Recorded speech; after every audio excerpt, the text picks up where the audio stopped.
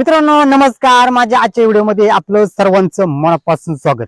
तर चला हे बघा, आज आपण या रानमाळावरती आलेलो आहे आणि माझ्या हातामध्ये तुम्ही पाहू शकता, हे बघा, हे आपण बारीक फावडा आणलेले।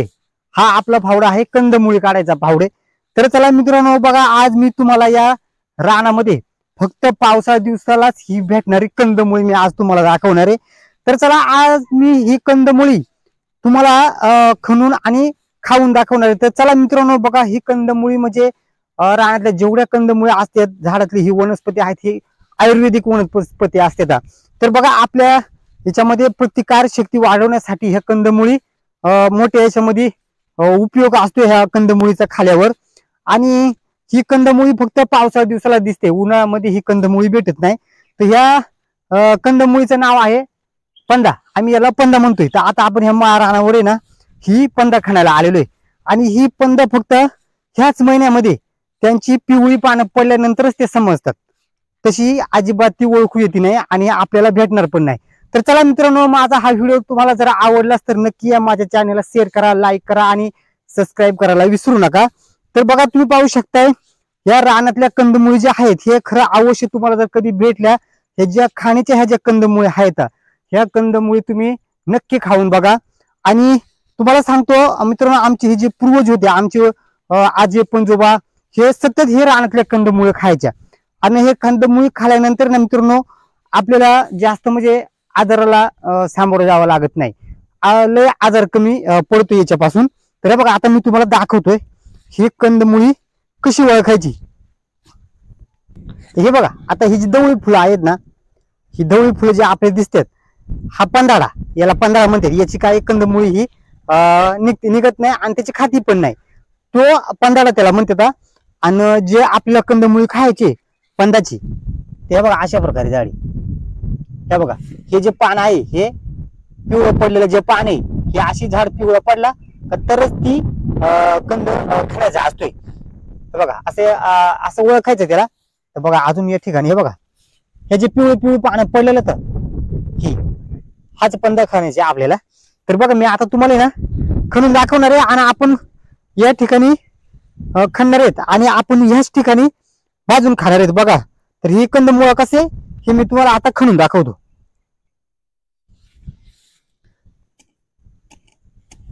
एक नंबर असा कंद लागतोय खायला। अवश्य भेटलं ना कुठे तुम्हाला राहणार जर गेले तर नक्की हे कंदमुळे तुम्ही खाऊन बघा। याला पंदा म्हणते, आम्ही याला पंदा म्हणतो। बघा ना, या ठिकाणी हा कंद असणार आहे बघा। हे बघा, काही काही मोठे असतात आणि काही काही लहान असतात। हे बघा, आता आपल्या या ठिकाणी एक भेटलेले। तर आता हे बघा, इथं पण आपण खणून पाहू।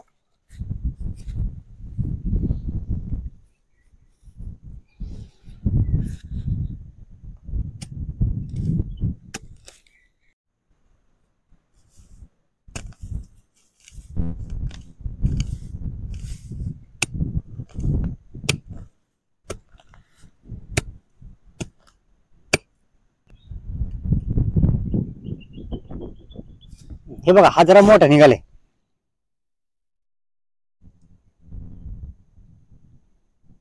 हा बघा, हा जरा मोठे आणि याला ना आपण धुवून घ्यायला लागणार चांगलं।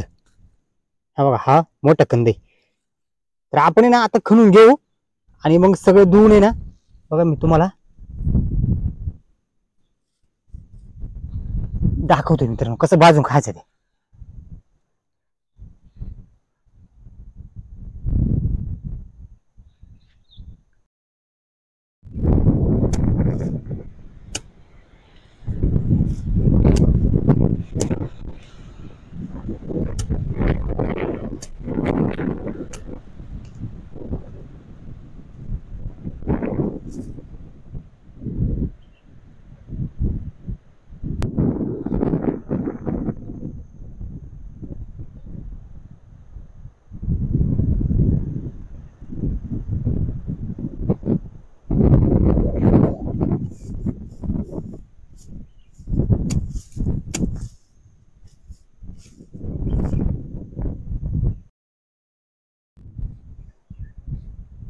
तर चला बघा ना, आज मस्त पैकी पाऊस उघडलेले आणि बघा आता इथून रानमाळांवरती ना या ठिकाणी मोठ्या प्रमाणामध्ये आता ही जी रान फुलत ही आता फुलायला सुरुवात होईल. बघा काय काय ठिकाणी ना आताच सुरुवात झाली. ते बघा हा भादवई, याला आम्ही भादवा म्हणतोय. आणि हा पंधडा बघा, हे एक मस्त पैकी सफेद फुल पंधडा. आणि सोंडगी हे बघा, यात एक फुलायला लागलाय.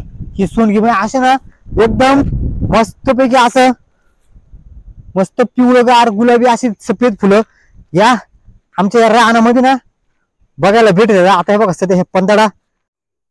तर हे बघा आपण ही कंदमुळं खणले, आता आपल्याला ही भाजून खायची. तर आधी आपण ना त्याला धुवून घेणार चांगलं. ही कंदमुळं आपण पहिले धुवून घेऊ आणि मग भाजून खाणार आहेत. बघा ही आहेत पंधरा, एक नंबर असं हे कंदमुळे खायला एक नंबर लागत आहे. वास पण लय भारी येत आहे. तर बघा तुम्हाला जर कुठे भेटला ना तर नक्की मित्रांनो आणा. बघा आता आपण थोडंसं घरूनच सरपण आणलेलं आहे, कारण पावसामध्ये ना पेटत नाही ना, तिच्यामुळं आपण इथं आणून ठेवलेलं आहे थोडा. आणि बाकीचा अजून आपण आणून घेऊया. बघा आता आपले या ठिकाणी आता आपण भाजून खाऊ. तर इथं आपण थोडंसं सरपण आणून ठेवलेलं आहे. बघा ही कंदमुळी एक नंबर अशी खायला लागते. आयुर्वेदिक सगळ्याच कंदमुळे आहेत ना मित्रांनो असते. आता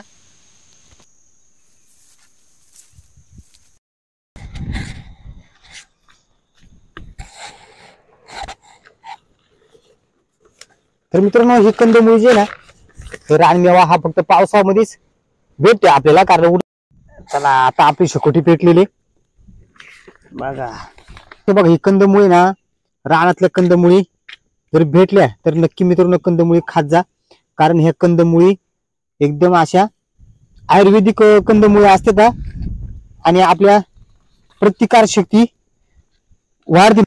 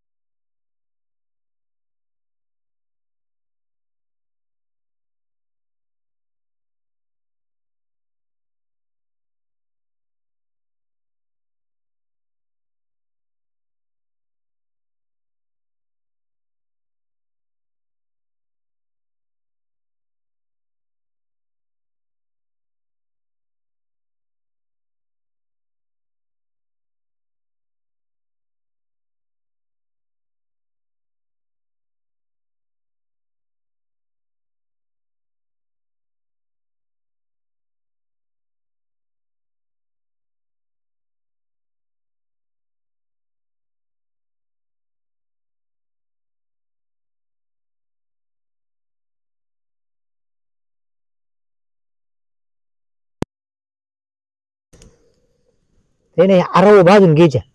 आपल्या ज्या कंदमुळात नाही आरावर भाजल्यानंतर ना मस्त लागत जळती नाही.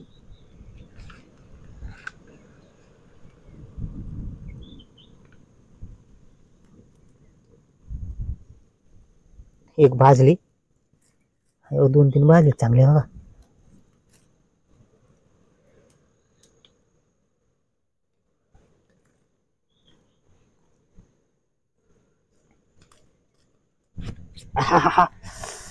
जळालो.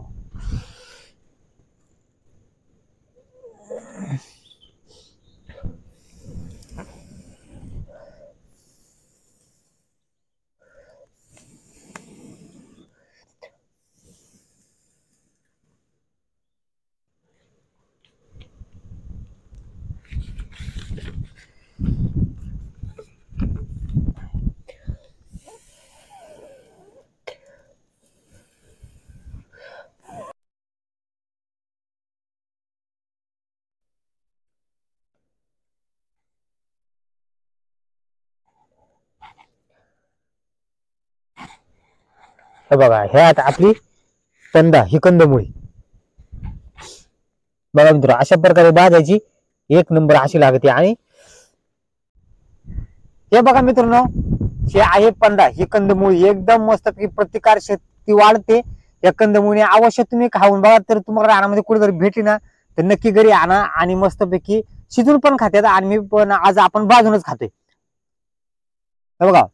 तर चला हे बघा, तुम्हाला एक गोष्ट सांगायची राहिली, कारण आपण ज्या वेळेस रानामध्ये जात असतोय तर या ठिकाणी या वाटणे येत असतोय, तर या वाटणे येताना ना आमचं एक या ठिकाणी ना देव आहे आमचं या ह्या बनामध्ये.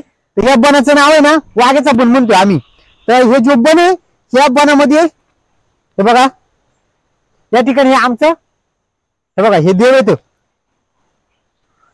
हे बघा, हे जुन्या काळापासून आहेत ना हे आमचं देव आहे. या ठिकाणी आम्ही ना वाघोबा म्हणजे आम्ही वाघोबा आमचा हा देव आहे, त्याच्यामुळं आम्ही या ठिकाणी ना या वाघोबाला जनावरांवरून हातापायांवरून सुखाची राहावा म्हणून पहिले आमचे मोठं लय जनावर असायची गुरडोर म्हणजे. तर आम्ही या ठिकाणी ना प्रत्येक वर्षी या ठिकाणी कोंबड देतोय, म्हणजे आमचा देव आहे हा वाघोबा. तर येतं जाताना ना या रस्त्यावरती आता आपण हे वाटणं चालवतो, तर हे बघा हे आमचं वाघोबा देव आहे. तर या बनाचं नाव पण आहे ना वाघ्याचं बन असं आम्ही याला म्हणतोय. कुठे चालायचं वाघ्याच्या बनातून गेलो होतो, कोणत्या वाटणं आला तर वाघ्याच्या बनाच्या वाटणं आलो, म्हणजे असं आम्ही म्हणतोय. तर आता पंधर खणून आलोय ना तर या वाघ्याच्या बनाच्याच वाटणं आता आपण आलेलो आहे, त्याच्यामुळे आता आपण या ठिकाणी मी तुम्हाला आमचं हे देव दाखवलेले. तर चला मित्रांनो, माझा हा व्हिडिओ तुम्हाला कसा वाटला नक्की कमेंट बॉक्स मध्ये कळवा आणि नक्की पुन्हा भेटूया एका नवीन व्हिडिओ मध्ये. धन्यवाद.